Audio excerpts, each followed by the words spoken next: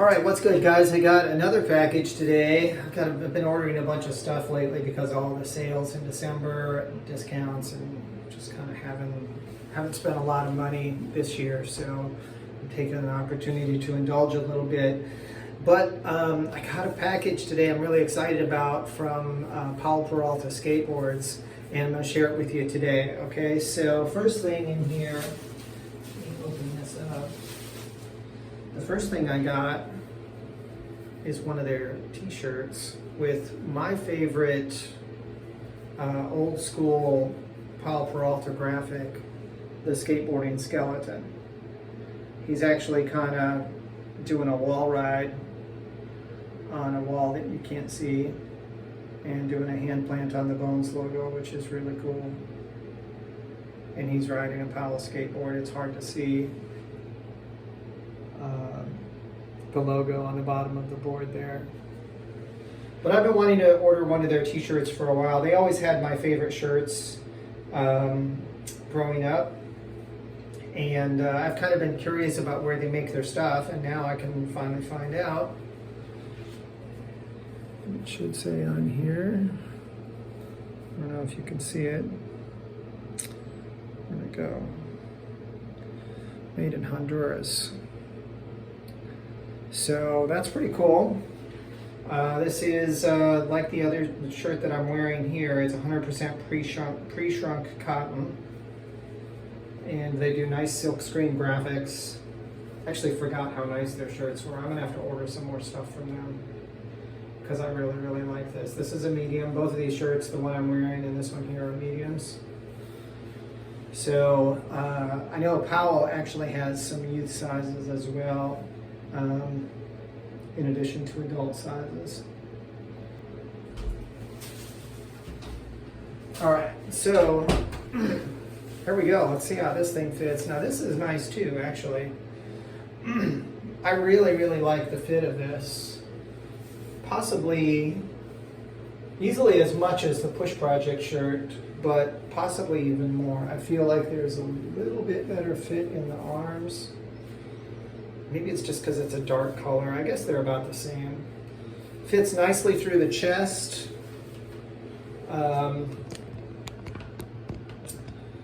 Look down here to the belly region. Again, no stuffed sausage effect. Nice drape. Nice and clean. Graphic looks really good. Let's get a shot of the graphic here.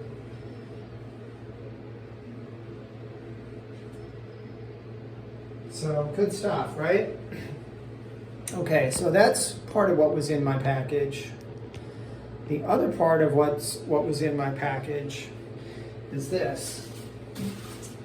I got a new deck. So it's been a while since I actually bought a new deck. I bought one from a company, like a blank independent company in California, and I am only just now wearing out my first custom skateboards deck that I did a review on a few years ago. Just because I haven't skated a lot until more recently. But I, rather than use that one, I thought I would try something a little different and brand name. So I bought the new Andy Anderson deck. This is his third pro model. And I will refer you to other content creators for better and more in-depth videos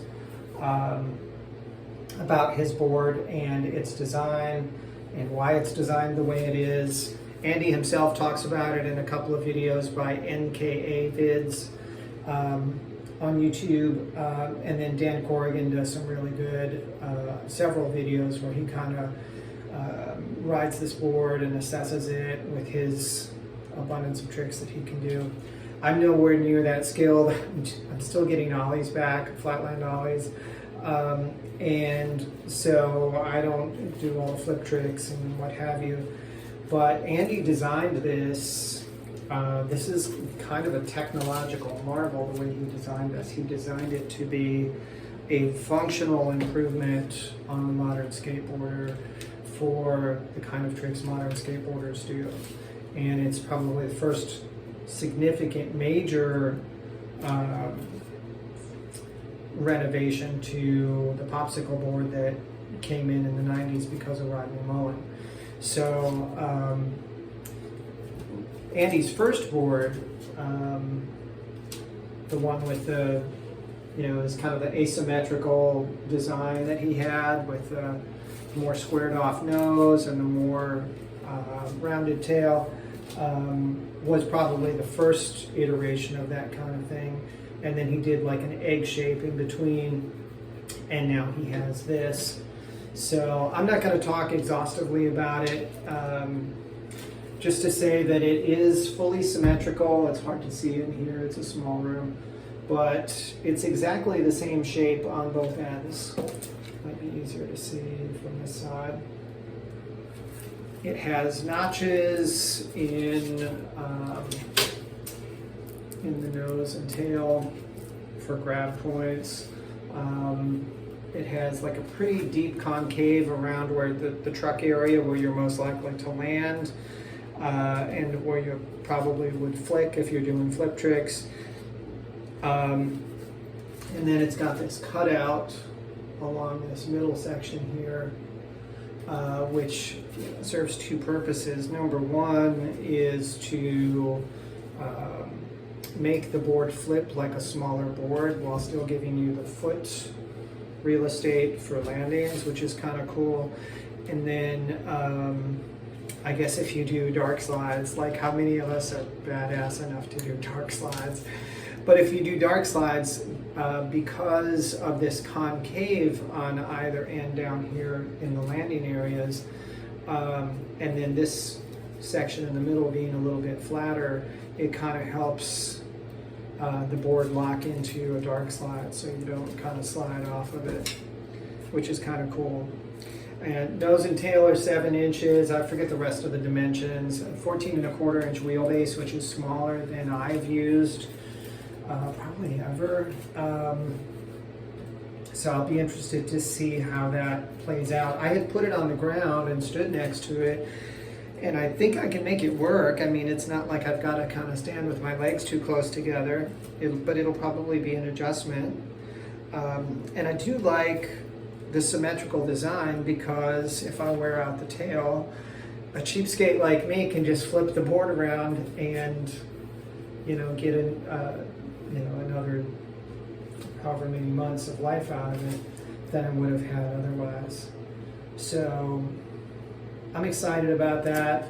I am gonna, like I said, I got that other blank board. It's just a popsicle board. I'm gonna keep that as a backup, but I'm gonna grab the Grind King spark trucks that are on that I haven't used yet and put on this. And I also got, and I didn't do an unboxing on this, I don't think.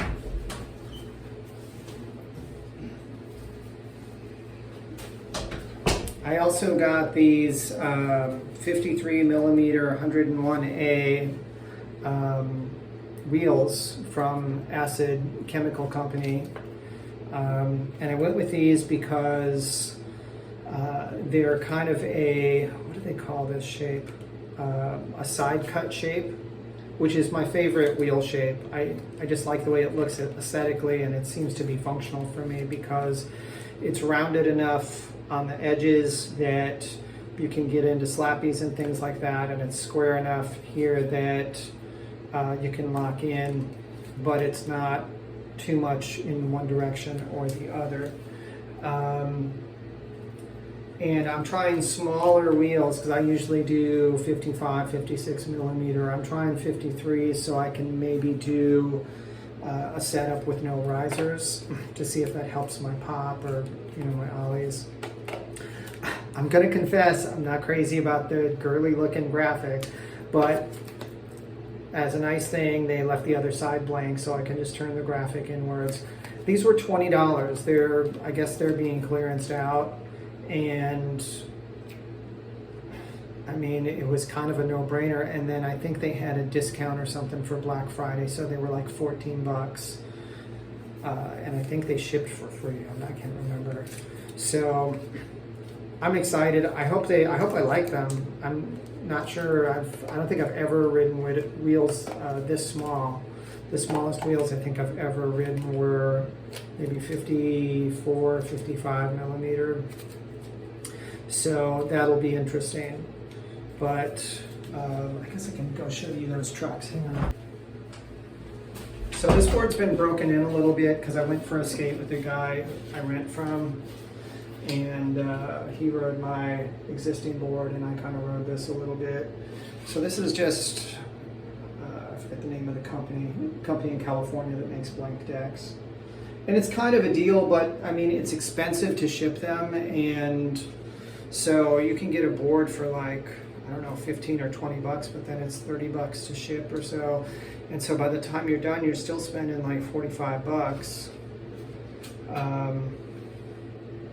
I think if I went through a lot of decks, like if I wanted to buy like 6 decks at a time, and I went through a deck about every 2 months, it'd probably be a killer deal. But for someone like me, it's not the greatest. But I have these Grind King Spark trucks.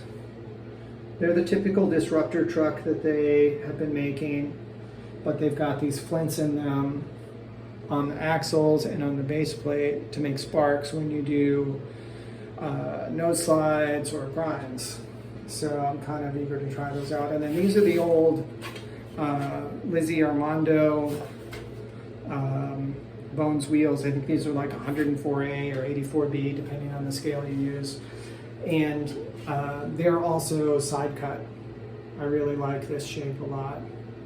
So, but they're stupid hard. They're really almost too hard for crusty Florida streets and parking lots. So the plan was originally for this to be a skate park board, but just haven't quite gotten to it. So I don't know. It kind of feels sacrilegious to set an Andy board up like crusty old trucks and then brand new wheels. So so yeah, I'm probably going to throw the Spark trucks on next. But and an added bonus, I did not expect this. This was maybe this is something Powell does, but if I recall correctly, I don't think I ordered grip tape. Maybe I did and I just forgot. But either way, there's some mini logo grip tape in here. So I'll probably throw this on at some point. I also bought some Mob grip tape. I don't know, from what I've been reading about Mob, maybe I need to like get a little more comfortable skating before I grab that, because it sounds like it just basically glues the board to you, which can be good or bad. So anyway, that's it. I don't want to make this too long. I'm super excited about this new setup that's coming. Stay tuned. I'll try to post some videos once I get everything together and let you guys know what I think of it. I did get some rails for this also. I got some Powell rib bones. I ordered them the same day, but in a separate order, so they shipped separately, unfortunately. But I'm debating whether to put those on with just the regular wood screws or to get some old school rat nuts and actually drill and use the T-bolt style mounting. So I have to see how much thinner this is than a typical board, if that's still doable. So I'll let you guys know. Thanks for checking in. See you later. Skate safe.